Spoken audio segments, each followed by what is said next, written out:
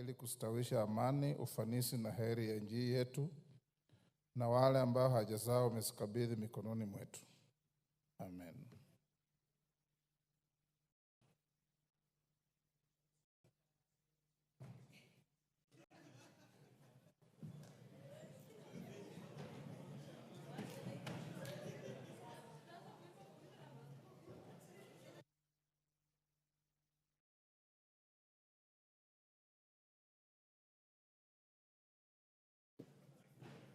Do we have quorum?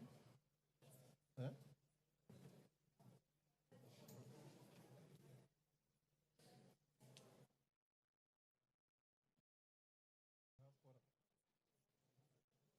Honorable members, we have quorum to transact business. Clerk. Order number 1, administration of oath. Order number 2, communication from the chair.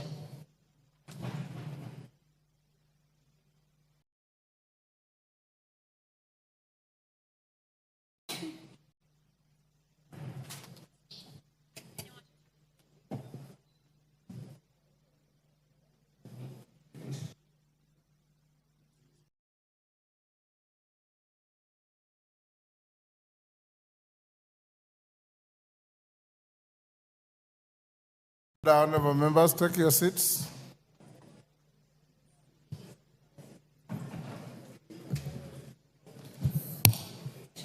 Take your seat, Honorable Osero.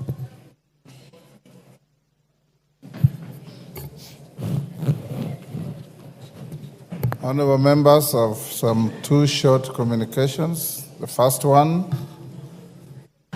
a recognition of a delegation from the African Organization of Public Accounts Committees, AFROPAC. I wish to introduce to you a delegation of members from the African Organization of Public Accounts Committees, AFROPAC, who are seated in the Speaker's Gallery. They comprise the Honorable Medat Lubega Segona, MP, Chairperson and Head of the delegation. The Honorable James Kulutse Avedzi, MP. The Honorable Mark Razalius Botomani, MP. And the Honorable Madala Mahlanga, MP. Honorable members, the delegation, accompanied by 6 members of staff, is in the country to attend the Executive Committee meeting of AFROPAC. For your information, Kenya hosts the Secretariat of AFROPAC, and our own Chairperson of Public Accounts Committee, the Honorable John Mbadi, EGHMP, is the Deputy Secretary General of the organization. On my own behalf and that of the National Assembly, I welcome them to the Parliament and wish them a fruitful engagement during their stay. Members, take the nearest seats.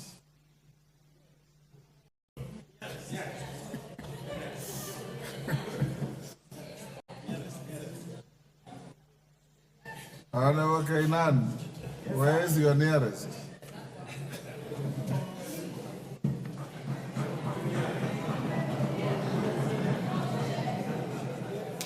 Okay.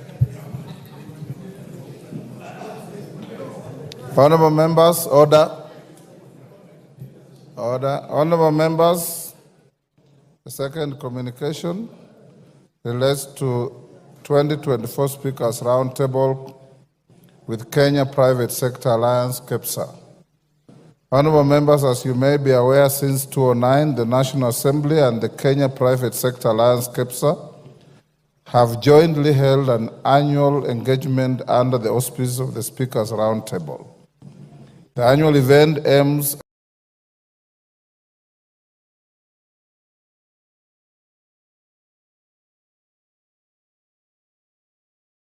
at bolstering the roles of the 2 institutions, including consideration of legislative and legal frameworks necessary for supporting the economic sector.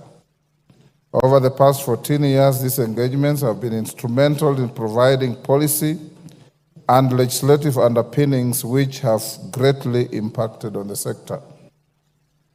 Indeed, various amendments and reforms to the law have been initiated as a result of these collaborative meetings, thus supporting business and economic growth and contributing to overall national development.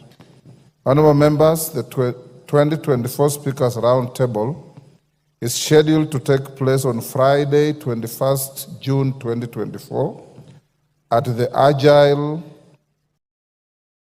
Grand Hotel, Machakos County. The meeting will be held under the theme of leveraging the role of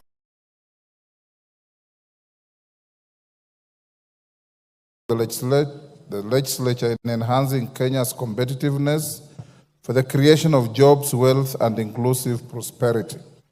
The roundtable discussions will focus on, among other areas, governance, access to finance, competitive logistics and utilities, industrialization and trade, human capital development, and social development and inclusion.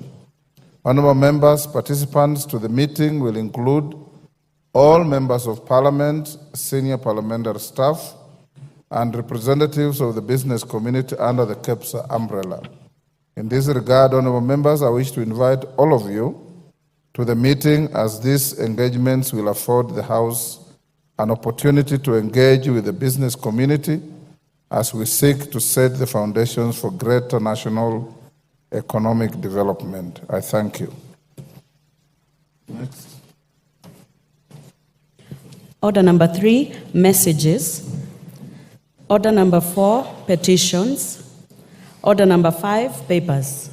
Majority Leader. Honorable Speaker, thank you very much, Honorable Speaker. Honorable Speaker, I beg to lay the following paper on the table of the House today, Thursday, June 13th, 2024. Legal notice number 96 of 2024 relating to the Independent Policing Oversight Authority General Regulations 2023, including the explanatory memorandum, executive summary, and synopsis of stakeholders' engagement from the Independent Policing Oversight Authority, IPOA. I thank you, Honorable Speaker, and I beg to lay.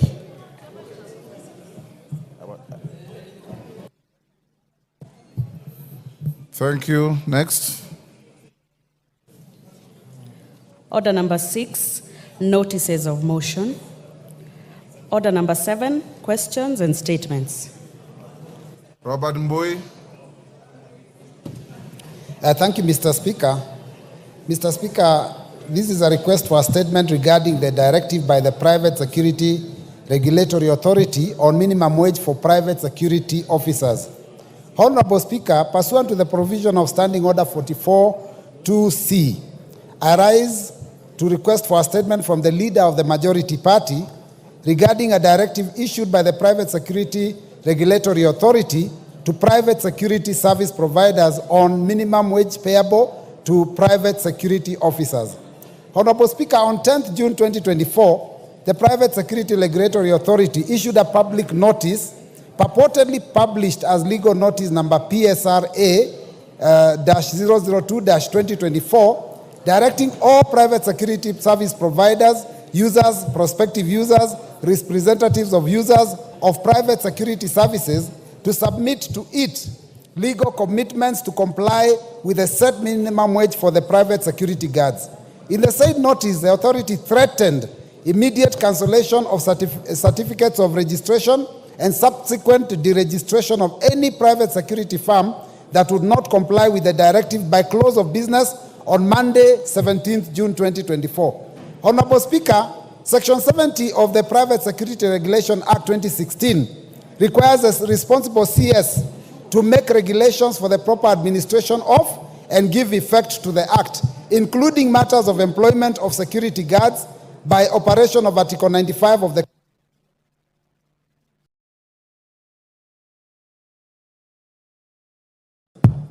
Thank you, Mr. Speaker. It had gone off. So by operation of Article 95 of the Constitution, the purported legal notice not having been laid before Parliament in accordance with Section 11 of the Statutory Instruments Act 2023 is therefore void. Honorable Speaker, it is against this background that I request for a statement from the leader of the majority party on the following. 1, could the leader of the majority provide a report on the constitutionality of the legal notice number PSRA/002/2024 issued by the Private Security Regulatory Authority on 10th June 2024 on compliance with the minimum set wage? 2, outline the steps that will be taken to revoke the legal notice by the Private Security Regulatory Authority if found illegally issued, and the measures put in place to ensure adherence with the relevant laws while exercising the said directive. 3, provide details on the processes leading to the determination of the minimum wage and whether the process adhere to the due process contemplated in law. 4, explain the powers and functions of the Private Security Regulatory Authority under Section 9Q of the Private Security Regulatory Authority Act 2026. Includes setting of the minimum wage for security guards without reference to the ministry and the Salaries and Remuneration Commission. 5, clarify whether the powers vested in the authority under Section 32 contemplates non-compliance with minimum wage as a ground for cancellation of certificates of registration and or deregistration of private security firms. And 6, explain the reasons for failure by the authority to submit regulations envisaged under Private Security Regulatory Authority Act 2016 to Parliament as required under the law, despite various efforts by the Committee on Delegated Legislation. I thank you, Honorable Speaker. Thank you, Robert Mbui. I've been requested by 2 joyriders. Major Bashir. Where is he? Yes, sir. Are you a major or a colonel? I'm a major. Major Bashir. And it's not easy to achieve the rank of a major. It's not just like going to an election and winning. Thank you, Honorable Speaker. Honorable Speaker, I want to support the statement that has been read by Honorable Mbui. And the matter here is about regulating the private security industry. Honorable Speaker, sometimes last year, the PSRA, together with the Ministry of Interior and National Coordination, appeared before the Committee of Delegated Legislation, of which I'm a member. And we asked them to bring the regulations so that the committee can go through and either approve or annul. Sadly, the said regulations have not been brought to Parliament through the committee. What we are seeing now through gazette notices aimed at private security companies is a nullity in itself, because it is something which is not bound by law. Take, for example, the issue of minimum wage. It is not under the purview of the Private Security Regulatory Authority. Make your point, Bashir. We don't have much Thank you very much. time. On matters of minimum wage, it is the Labor Council that sets minimum wage. The work of the PSRA is to ensure that it implements and enforces the minimum wage as set by the labor law. It's not under their purview to set minimum wage.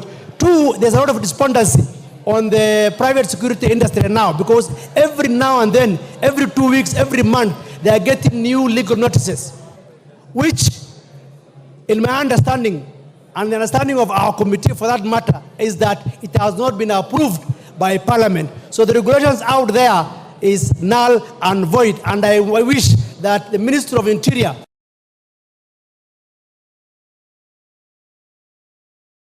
and National Coordination should ensure that they abide by the rule of law. Thank you, Honorable Speaker. Osoro.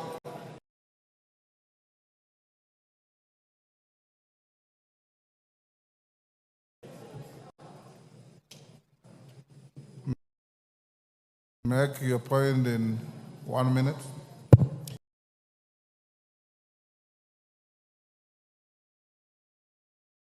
Thank you, Honorable Speaker. Honorable Speaker, I also rise to support Honorable Mbui's statements on the conduct and the directions given by the PSRA in regard to the private security firms raising the minimum wage of the security officers to 30,000. Honorable Speaker,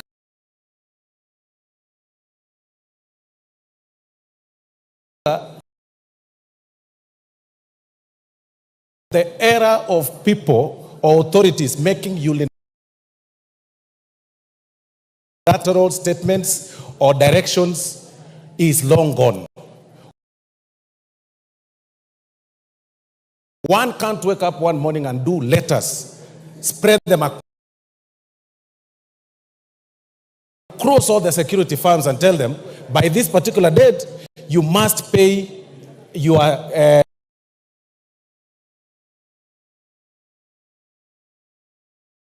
soldiers, or rather the security officers, 30,000 shillings.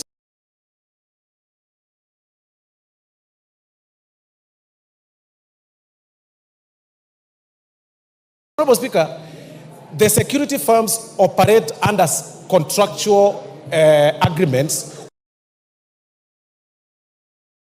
with their clients, and there is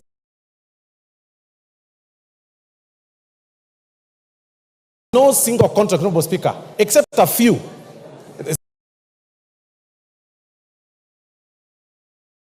selected, where, in fact, even the government entities, Honorable Speaker,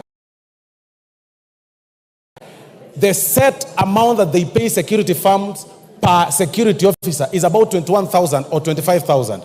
So, Honorable Speaker, a CEO of PSRA cannot wake up one morning and direct security firms that by force, on this particular day, make sure you pay your security officers 30,000. That is an illegality, Honorable Speaker. You cannot bypass this house, the house that makes laws. You wake up one morning, bypass this house, you ignore the subsidiary legislation process, and decide the rule is this way. Honorable Speaker, we support Honorable Mbui's statement. Thank you. Tongoyo, 1 minute. You are the chairman of security. Give him the mic. Thank you, Honorable Speaker.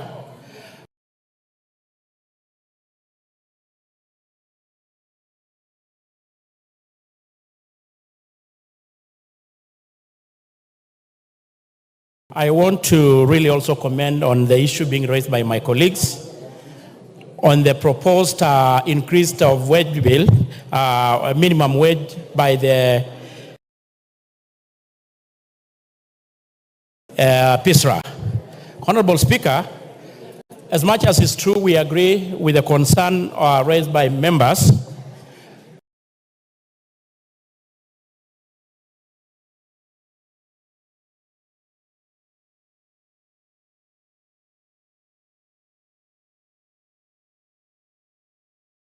the issue of minimum wage is still also ongoing discussions.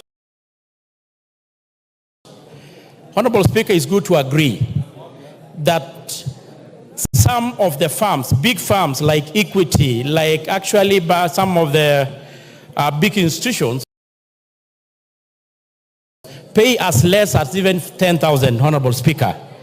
So we had a proposal that we had actually proposed to the institution to adopt, whereby they are going to form categorization and give different classifications and different certificates, so that the institution that, of course, they are big like G4S, who can able to afford the 30,000, they are given a different certificate, and they are, of course, you'll be able to be given a certificate and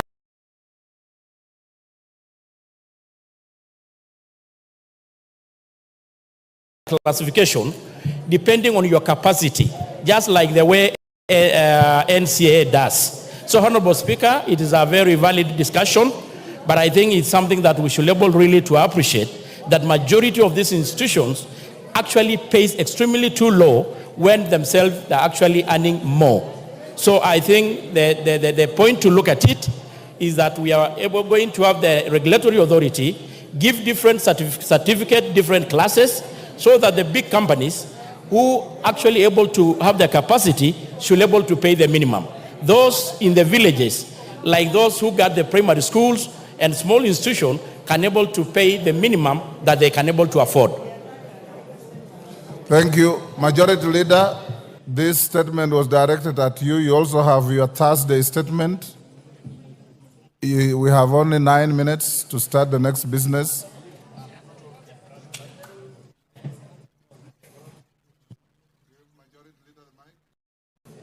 Thank you, Honorable Speaker. And let me thank the Honorable Robert for that statement. And indeed, it has been a concern to many people who have also reached out to me who are running security firms. And I want to commit that I will get in touch with the ministry and give a response in the course of next week, by Thursday next week, Honorable Speaker. Honorable Speaker, if you indulge me now to go to the usual Thursday statement, as you said, in the interest of time. Pursuant to the provisions of Standing Order 44.2a, I rise to give the following statement on behalf of the House Business Committee, which met on Thursday, 11th June 2024, to prioritize the business for consideration during the week. Honorable Speaker, as you had previously communicated, today, Thursday, 13th June 2024, the Cabinet Secretary for the National Treasury and Economic Planning, Professor Njuguna Ndung'u, EGH, will make a public pronouncement of the budget highlights and revenue-raising measures for the financial year 2024-2025 and the medium term. I urge members to listen keenly and actively participate in this important business when the opportunity for debate on the matters raised comes up in the House, Honorable Speaker. And Honorable Speaker, it will also be important to mention it to members of the public that this is not the Finance Bill 2024-2025, because there has been a misconception outside there that what the CES National Treasury is coming to spell out today is the Finance Bill 24-25. And therefore, Honorable Speaker, it will be important for members of the public to get the understanding that these are just the revenue-raising measure statement, not the Finance Bill. I know many of these members have been harassed by members of the public on matters touching on voting. There will be no voting today, Honorable Speaker, on anything. Honorable Speaker, with regards to business scheduled for Tuesday next week, the House is expected to consider the following bills at various stages. One, Committee of the Whole House on the Kenya Drugs Authority Bill of 2022. Two, the second reading of the following bills: the Land Laws Amendment Bill, Bill number 2 of 2023. Two, the Care and Protection of Child Parents Bill, Senate Bill number 29 of 2023. And C, the Magbeans Bill, Senate Bill number 13 of 2022. Additionally, debate will also be undertaken on the following motions. One, report of the Auditor General on the National Government Constituencies Development Fund for the 9 constituencies in Bungoma County. Two, report of the Public Petitions Committee on its consideration of public petition on funds spent contrary to the provisions of Article 223 of the Constitution. Three, reports of the Auditor General on the financial statements of specified state corporations. Honorable Speaker, if you can protect me from this Embu team that is conversing in Kimbere and Embu. Order, honorable members, Karemba and your team.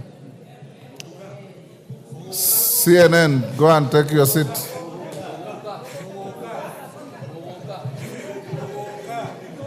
Honorable Speaker, the only word I could understand was Mogoka. In the conversation they are conversing. Three, reports of the Auditor General on the financial statements of specified state corporations. Four, report on the Parliamentary Broadcasting and Library on enhancing reporting of parliamentary business on online platforms. Five, report of the Committee on Regional Integration on its inspection to the semi-autonomous institutions of the East African Community in Uganda. Six, report of the Committee on Implementation on the implementation status of reports on petitions and resolutions passed by the House. Seven, report of the Committee on Trade, Industry and Cooperatives on its consideration of alleged fair trade practices by foreign investors in Kenya. And eight, second report of the Committee on National Cohesion and Equal Opportunity on Employment Diversity Audit in Public Institutions. Honorable Speaker, in accordance with the provisions of Standing Order 42A5 and 6, I wish to convey that the Cabinet Secretary for Interior and National Administration is scheduled to appear before the House on the afternoon of Wednesday, 19th June 2024, to respond to the following questions. One, question by private notice number 004 of 2024 by the member for Gilgil, Honorable Mother Wangare, CBS MP, regarding the death of Jasmine Njoki in Gilgil, Nakuru County. Two, question by private notice number 05 of 2024 by the member for Samburu North, the Honorable Eli Letipila, MP, regarding the status of the investigation into the death of Honorable Paul Loshimpiro, MCA, for the Angata Nanyekie ward in Samburu North constituency. 3, question by private notice number 006 of 2024 by the member for Luanda, Honorable CPA Dick Maungu, MP, regarding the sporadic attack which led to the killings of people in Luanda constituency. 4, Honorable Speaker, I think you may have to separate these members from Embu County. I doubt even the Cabinet Secretary will not be heard if these members sit here, Honorable Speaker.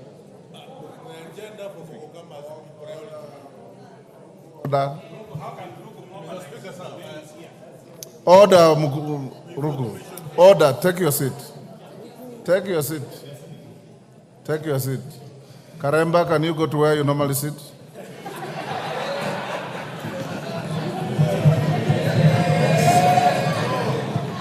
Go, retreat where you normally sit. In actual fact, Honorable Speaker, these 3 seats are reserved for members of the Parliamentary Service Commission and the Deputy Speaker. Retreat. And the commissioners have been displaced. Wind up. Wind up. Karemba, you will go and sit where you normally sit. Finish up, Majority Leader.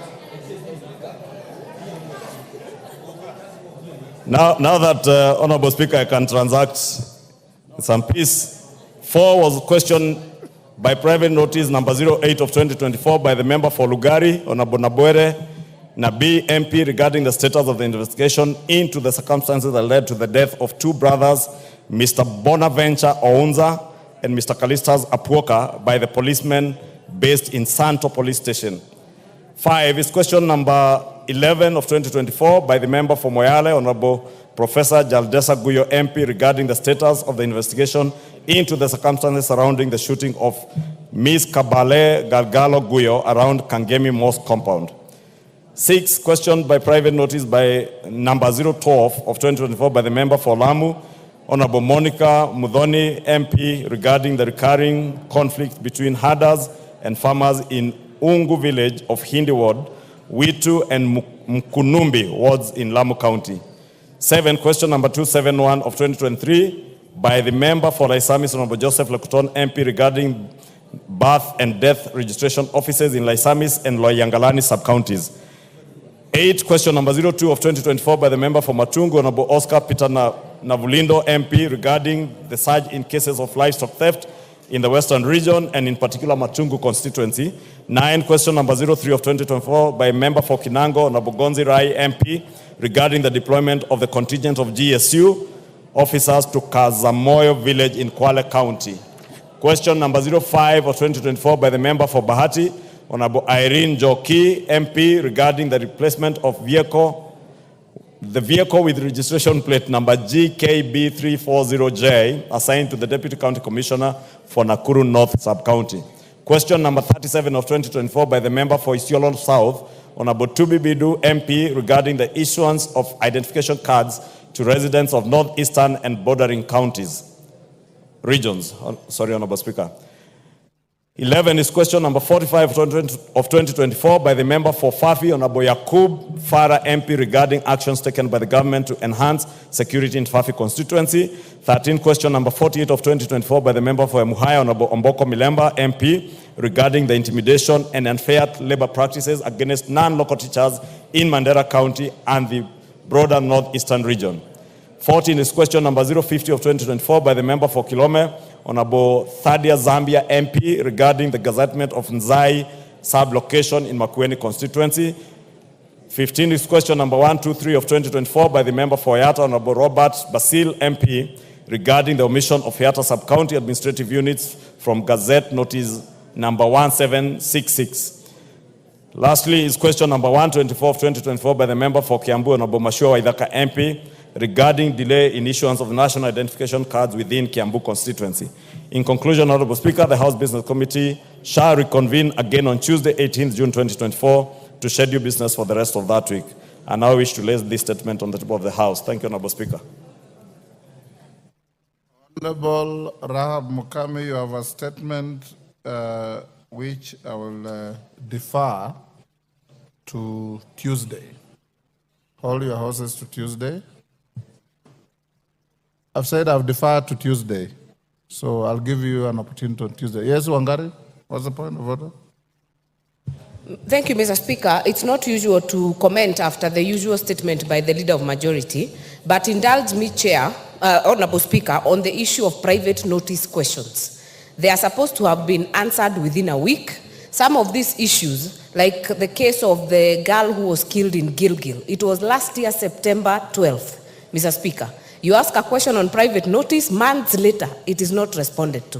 What are we going to do as a House to deal with that issue of private member notice questions? Because they are taking too long, we are not getting justice and getting answers at the right time. I think it's an issue that has concerned many members, Mr. Speaker, that maybe you should give guidance to the House. I'll give you guidance next week. Honorable members, order, Honorable Ruku. Order, Honorable Ruku.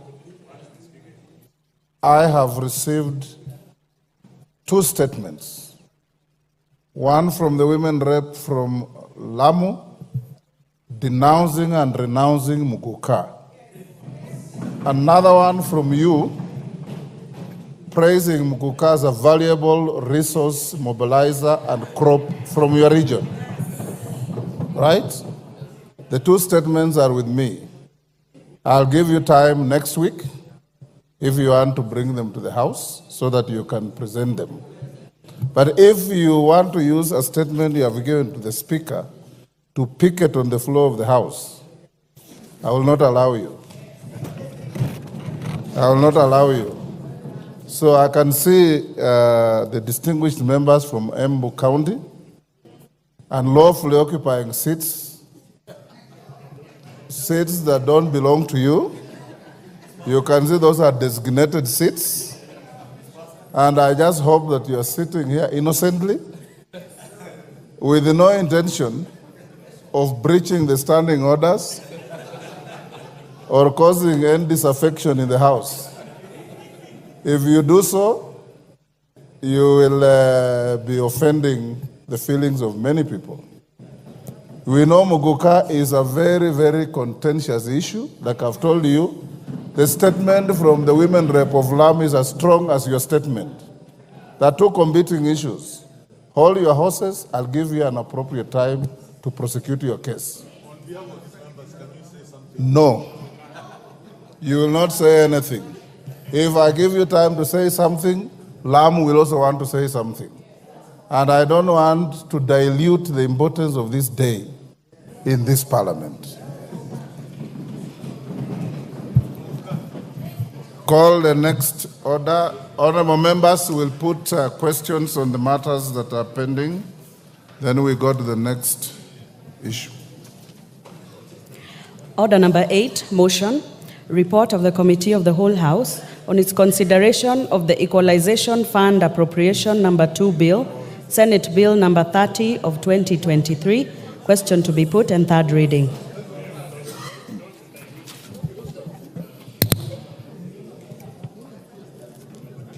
Order, honorable members. At order number 8, I now put the question, which is that this House do agree with the report of the Committee of the Whole House on its consideration of the Equalization Fund Appropriation number 2 Bill, Senate Bill number 30 of 2023.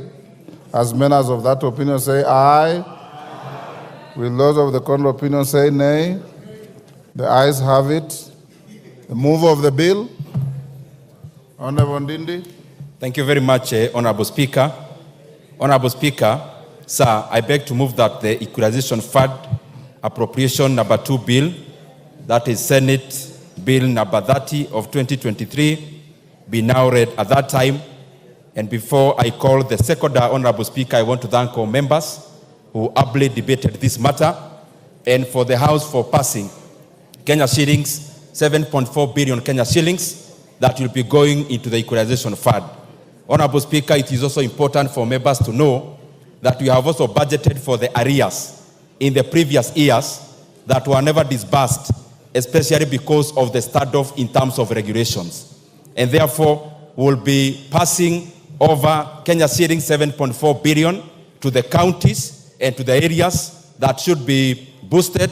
But also, Honorable Speaker, we have also included part of the areas of the equalization fund because we want Kenya to develop together, because when every part of Kenya develops, Kenya ultimately develops. And Honorable Speaker, these are monies that will be going into infrastructure like roads, like water, and other facilities, Honorable Speaker, like in the education sector, because we want these areas that have been marginalized for too long, Honorable Speaker, for them also to catch up so that Kenya develops together. And I want to thank all members, Honorable Speaker, because we have consistently been appropriating monies into the equalization fund, and will continue to do so, Honorable Speaker, as it is provided in the Constitution. Thank you. Honorable Speaker, I now request the member for Dadaab, the Honorable Farah Marim, to second. What is out of order? What is out of order, Honorable Member? You have the mic. Thank you, Speaker. Mr. Speaker, unfortunately for the better part of this year, I've been unwell. I've not been attending sessions. Yesterday, when I was seeing the list of the constituencies that have been allocated the equalization fund, unfortunately, Mr. Speaker, Kilifi South was missing. And trying to look at all the other constituencies, I could not understand. Order, Honorable Chonga. Mr. Speaker, I just... Order. Take your seat. Order, Honorable Chonga. The Speaker does not allocate equalization funds.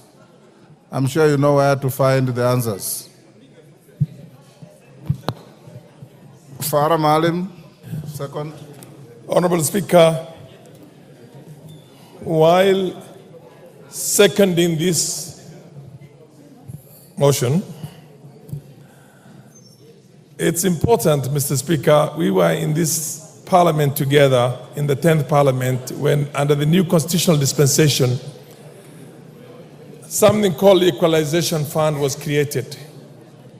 And the idea was that the traditional, historically marginalized areas can be brought up to speed with the rest of the country. More so in light of what we had before, which was called the Sessional Paper number 10 of 1965, which essentially cut off the so-called buffer zones of the North and the former NFD from development.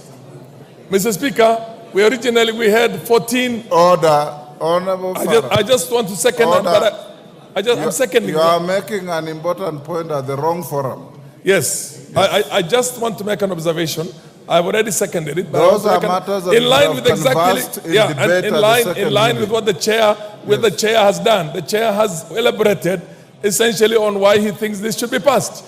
I am also elaborating on that, but putting a rider in that this now has been watered down to 34 constituent counties. So I support it.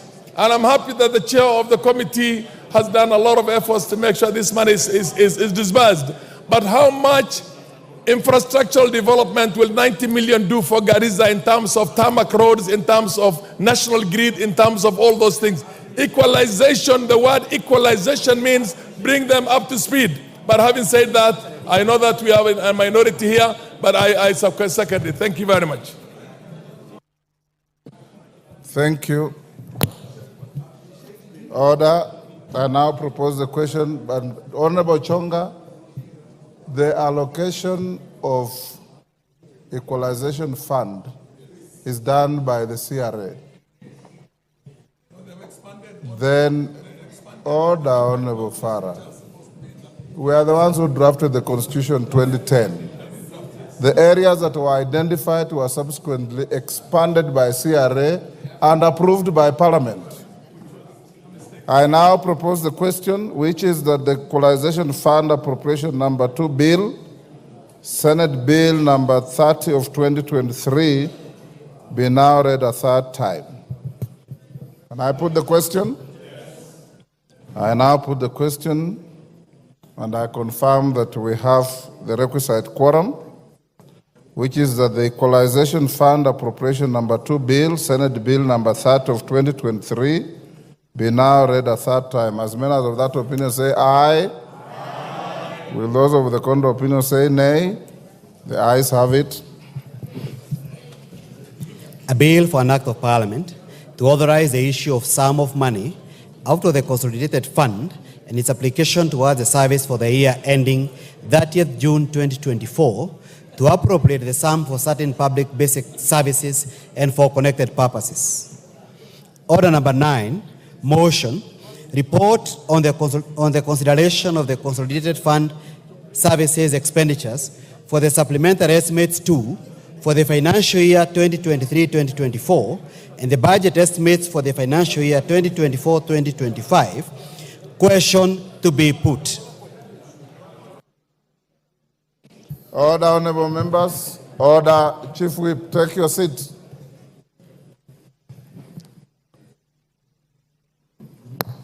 Honorable members, I now put the question at order number 9, which is that this House adopts the report of the Public Debt and Privatization Committee on its consideration of the Consolidated Fund Services for the Supplementary Estimates 2 for year 2023-24 and the budget estimates for year 24-25 laid on the table of the House on Tuesday, 4th June 2024.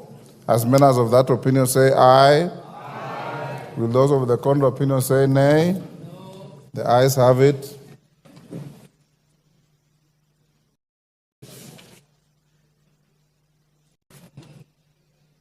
Honorable members,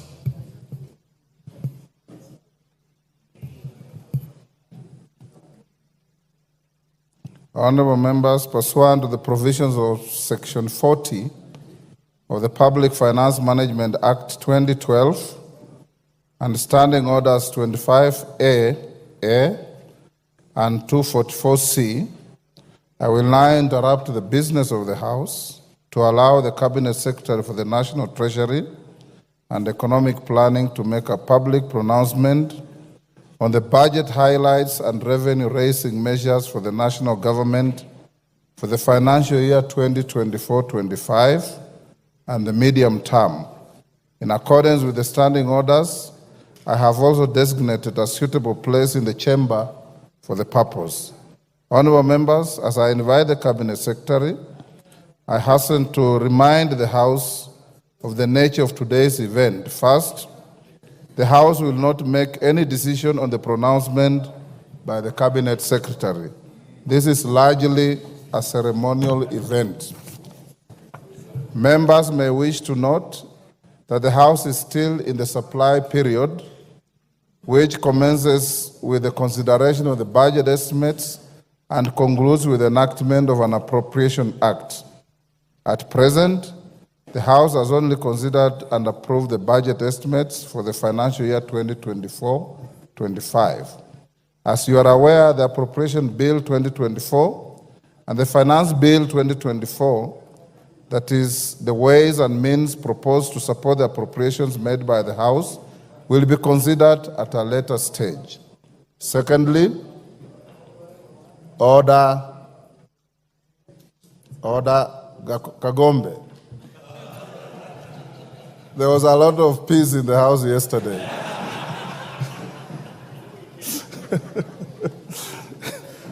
But you are welcome back to the House.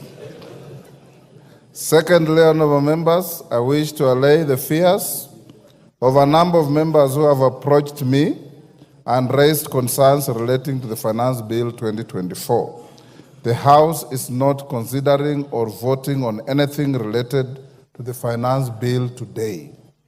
Indeed, the bill is still undergoing public participation before the Departmental Committee on Finance and National Planning, and the committee is yet to table its report. Any concerns relating to the bill shall be adequately addressed by the House once the committee tables its report, hopefully in the next week. Thirdly, as stated earlier, the Cabinet Secretary is discharging a largely ceremonial function. Section 40 of the Public Finance Management 2012 requires the Cabinet Secretary to make a public pronouncement on the budget policy highlights and revenue-raising measures for the national government, taking into account international obligations entered into under the East African Community Treaty. As members are aware, partner states of the East African Community have a standing agreement to present and table budget statements to their respective parliaments every second Thursday of June, which is today. I hope the foregoing adequately clarifies the nature of today's event. And before I call the Cabinet Secretary, I wish to welcome our invited guests who comprise Cabinet Secretaries, Principal Secretaries, members of the Diplomatic Corps, and all other invited guests seated in the Speaker's row, diplomatic boxes, and the galleries. The Cabinet Secretary for the National Treasury, Professor Njuguna Ndungu, PhD, EGH, you may now proceed to the podium.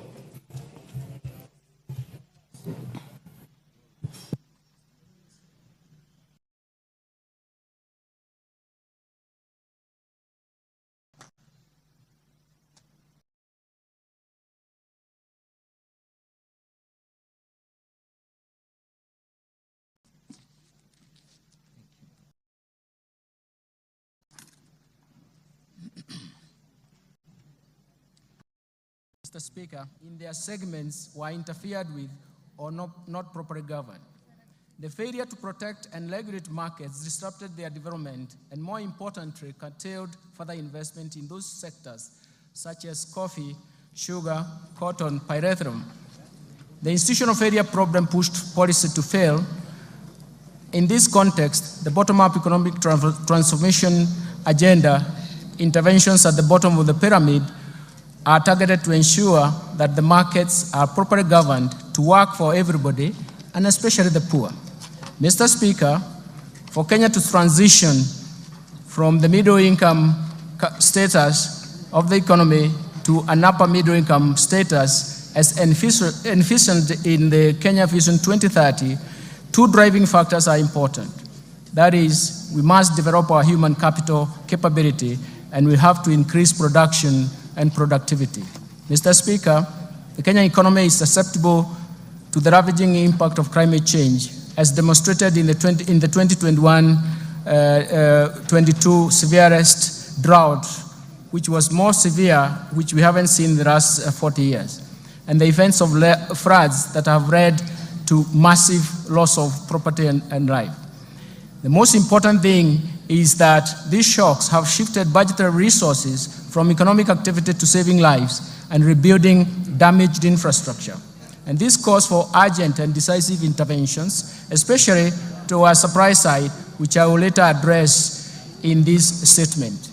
Mr. Speaker, our fiscal policy is geared towards supporting bottom-up economic transformation agenda through continued implementation of a fiscal consolidation plan designed towards slowing down the growth of public debt without compromising economic growth.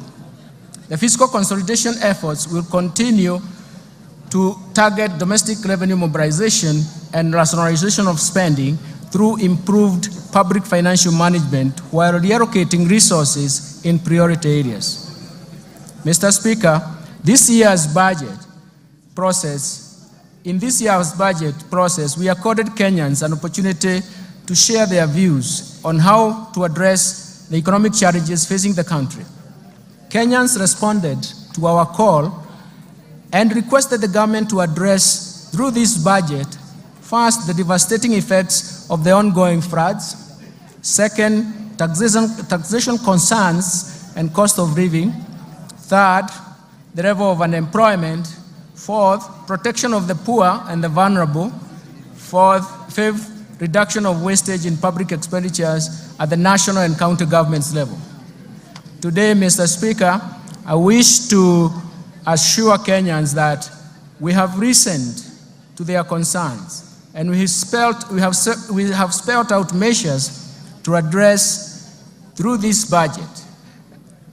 In this regard, the budget highlights, and even the government's plan to strengthen the resilience of our economy to navigate the global turbulence, accelerate economic transformation, and decisively address the overarching developmental challenges in line with better bottom-up economic transformation agenda.